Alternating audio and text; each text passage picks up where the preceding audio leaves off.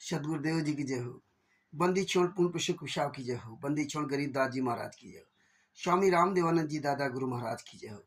बंदी छोड़ पूर्ण ब्रह्म पूर्ण परमेश्वर सदगुरु संत रामपाल जी महाराज की जय हो। परमात्मा श्री प्यारी आत्माओं कानपुर श्री रामचंद्र दास के उत्साही। मगर भाइयों, ये ज्ञान अमृत एवं षड्यंत्र का विश्रांत पुस्तक है। इसमें संत रामपाल जी महाराज के सभी केसों का जजमेंट दिया हुआ है। इसमें छुड़ानी धाम कांड से बरवाला कांड तक का पूरा काला चिट्ठा इसमें दिया हुआ है। इसमें पवन ठग सैंजर ठग जैसे गद्दारों का पूरा काला चिट्ठा दिया हुआ है। इसमें राष्ट्रीय समाज सेवा समिति गुंडों ने, मुनिंदर धर्माश ट्रस्ट गुंडों ने, बंदी छोड़ भक्ति ट्रस्ट के गुंडों ने, कबीर परमेश्वर भक्ति ट्रस्ट गुंडों ने, सतलोक आश्रम धनाना, सतलोक आश्रम कुरुक्षेत्र, सतलोक आश्रम शामली, सतलोक आश्रम बैतूल, सतलोक आश्रम सोजत, सतलोक आश्रम धुरी खुमानो और सतलोक आश्रम हरियाणा जितने बने हैं और नेपाल के सतलोक आश्रम, इन सब गुंडों ने मिल करके बरवाला कांड में 5 महिला एक बच्चे को कमरे के अंदर बंद करके लाठियों से पीट पीट करके मार डाला और कोर्ट में जाकर के ना संत रामपाल जी महाराज खिलाफ बयान दिया कि मैंने संत रामपाल जी महाराज कहने पर बांस के डंडे से मार डाला। 11 बांस के डंडे भी उपलब्ध कराए और कोर्ट में डायरेक्ट गुरुजी के खिलाफ बयान दिया, क्योंकि ये बरवाला कांड कराया था जिसमें कई लोग मर जाए और संत रामपाल जी महाराज ताउम्र जेल में रहे। लेकिन जब कुछ नहीं हुआ तब इन गुंडों ने 5 महिला एक बच्चे को मार डाला और संत रामपाल जी महाराज को सजा करवा दी। और तब झूठ बोलते थे, तब क्या कहते थे, एपी सिंह इनका वकील है। एपी सिंह किसी केस में वकील नहीं। एपी सिंह बताता था 5 महिला एक बच्चे की हत्या पुलिस वालों ने कर दी, आंसू गैस से मर गए, तमाम तरह के बहाना बनाते रहे। लेकिन जजमेंट की फाइलें हम लोग मांगते रहे तो किसी भी एक भी जजमेंट की फाइल नहीं दी। लेकिन परमात्मा ने दया करके 4 केसों की 5 केसों की जजमेंट की फाइलें दे दी। अभी एक केस बाकी, FIR नंबर 428 देशद्रोह का केस, FIR नंबर 426, 427, 428, 428 का 30 अप्रैल 2023 तक का पूरा स्टेटमेंट दिया। 429, 430 और 443 इन फाइलों का पूरा इसमें काला चिट्ठा दिया हुआ है। बस भाइयों, ये पुस्तक स्वयं पढ़िए, अन्य भाई बहनों पढ़ाइए और पूरी दूसरे को प्रचार प्रसार कीजिए। एक बात और बताना चाहता हूँ भगत भाइयों, परमात्मा निरंतर हमें आगे बढ़ा रहे हैं। और आज देखिए 2014 का जो बरवाला कांड शुरू हुआ था, आप वहां से आप आकलन कीजिए कि बरवाला कांड के बाद क्या स्थिति हुई थी पूरे देश में, पूरी दुनिया में। ये राष्ट्रीय समाज सेवा समिति गुंडे, कबीर परमेश्वर भक्ति ट्रस्ट के गुंडे, मुनिंदर धर्माश ट्रस्ट के गुंडे, बंदी छोड़ भक्ति मुक्ति ट्रस्ट गुंडे, ये गुंडे कितनी गुंडाई करते थे। जगह जगह इनके जितने स्टेट कोऑर्डिनेटर थे, नामदान संचालक थे, किस तरह गुंडाई करते थे, मारते थे, पीटते थे, पूरा फौज फाटा लेकर पहुंच जाते थे, बहुत गुंडाई करते थे। इन्होंने आग मुंह रखी थी और परमात्मा ने दया की। धीरे धीरे हम आप लोग लगे रहे। आज ये गुंडों की औकात क्या है आप सबके सामने। ये गुंडे गली गली पुस्तक लेके प्रचार करते थे, कहते थे ये देखो इतनी आज पुस्तकें प्रचार की, कहते थे जेल से ऑडियो आती है, लेटर आता है। सबसे पहले तो लेटर बंद हुए जेल से आना, इसके बाद ही बोले ऑडियो आती है, ऑडियो खूब सुनाई जाने लगी, वो भी परमात्मा ने बंद करवा दिया। इसके बाद इन्होंने वीडियो का खेल शुरू किया, ये वो भी इनका बंद हो गया।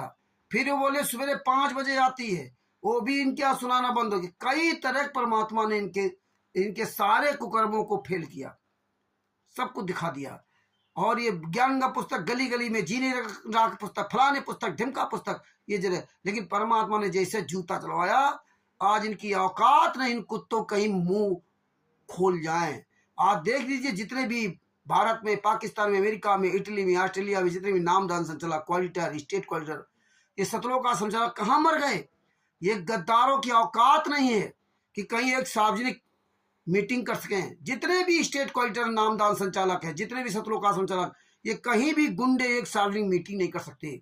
ये गुंडे स्वयं ज्ञान का पुस्तक लेके कहीं नहीं जा सकते। ये भोले भाले लोगों को लेके जाते थे। क्यों आप सब जूता चला रहे हैं, क्योंकि सबको पता चल गया ये सब कुछ फर्जी वाड़ा कर रखा है। और ये कितने क्वालिटर नामदान संचालक, ये तो सब उस रैकेट में शामिल है, इनको पैसा मिलता है। याद रखना, जितने भी स्टेट क्वालिटर नामदान संचालक क्वालिटर हो, तुम भले ही आज अपने आप कहते हो कि क्वालिटी मैंने छोड़ दिया, मैंने नामदान सेंटर छोड़ दिया, मैं पाक साफ सतवादी हरिश्चंद्र बन गया। लेकिन एक बात याद रखना, तुम वही हरामजादे हो जो इतने साल ज्ञान सुनने के बाद भी खुलेआम तुमने गुंडई की, लाखों करोड़ों रुपए दान पाठ दशमांश ज्योत का पैसा तुमने लूटा, और आज तुम कहो कि लाखों बिल्ली खा चूहे खा के, लाखों बिल्ली चूहे खा के हज को चली, लाखों चूहे खा के बिल्ली हज को चली।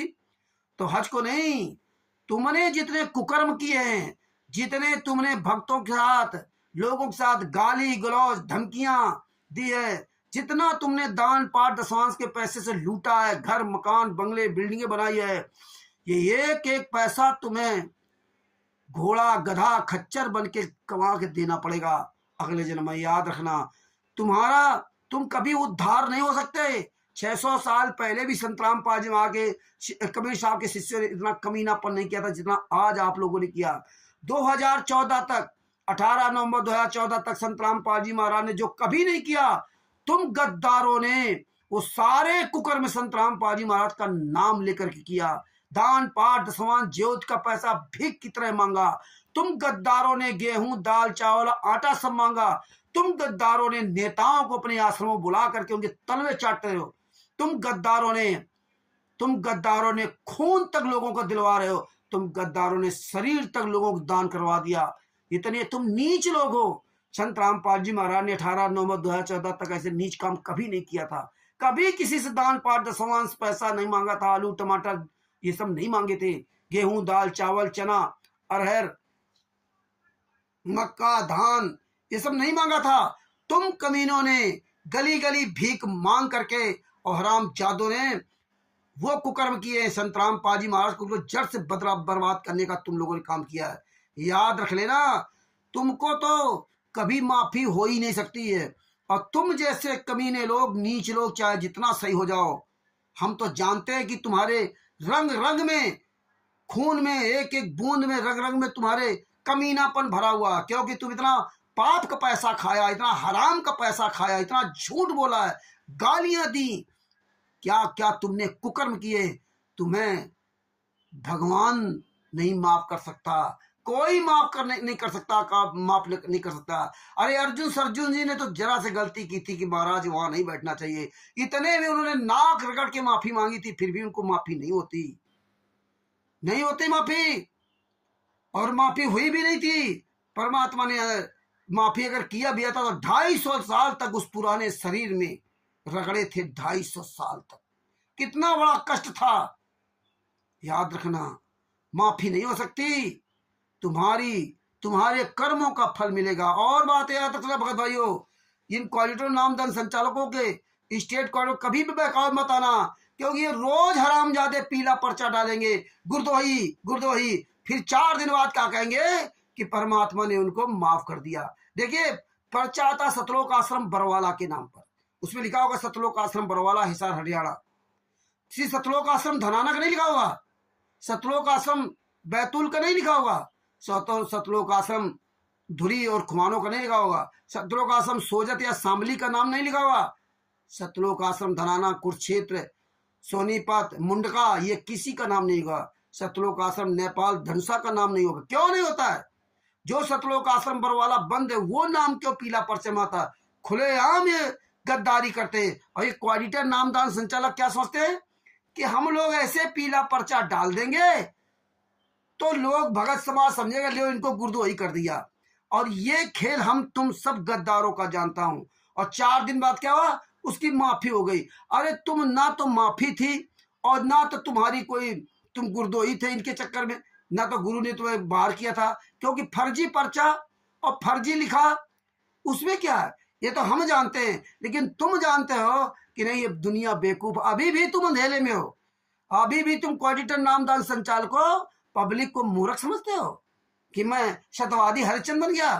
अरे अगर तुम असली बाप की औलाद हो और आपको वास्तव में तुम्हें अगर ज्ञान हो गया, वास्तव में तुम अपनी भूल का सुधार कर रहे हो, तो तुम इन गद्दारों का काला चिट्ठा क्यों नहीं उजागर करते? तुम बोलते क्यों नहीं हो? तुम क्यों मुंह बंद करके बैठे हो? तुमको तो पूरी दुनिया के सामने अपनी इतनी बड़ी कमी को बताना चाहिए, नाक रगड़ के माफी मांगनी चाहिए पूरी दुनिया के सामने। अपने क्षेत्र के भक्तों के साथ जो तुमने गद्दारी की उनके साथ नाक रगड़ के माफी मांगना चाहिए, लेकिन तुम्हें कोई अफसोस नहीं है। तुम दोगले हो, दोगले रहोगे।